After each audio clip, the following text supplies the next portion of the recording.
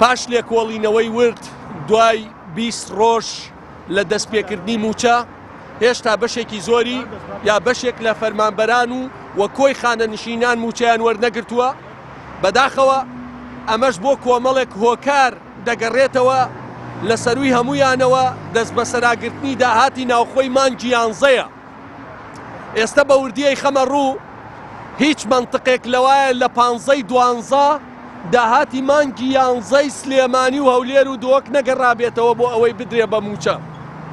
بەڕێزان تا ئێستا ئەو پارەی دابەش کراوە بۆ موچە 535 ملیار دینارە کە نزیکەی 515 ملیاری نەوتە 350 ملیۆن دۆلاری نەوت لە هەر بەرمیلێک 27 دۆلار گەڕاوەتەوە بۆ ئەوەی موچەی پێ بدرێ داهاتی ناوخۆشی چی نەگەڕاوەتەوە.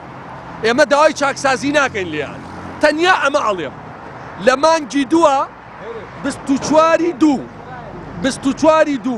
374 ملیار دینار داهاتی ناوخۆ درراوە بە موچە. معقولە لە مانگی داهاتی مانگی 11 دوای 45 ڕۆژ تەنیا 11 ملیۆن دۆلار واتە کەمتر لە 20 ملیار دینار گەڕابێتەوە.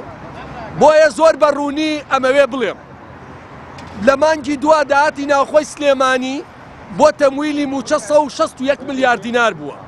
لە حاکمەکان لە حزبەکان لە بڕیار بەدەستەکانە پرسم معقولە 161 ملیار بووە لە مانگی دووە ئێستا سفر درابێ بە موچە هیچ بڕەپارەیەک نەدابێت.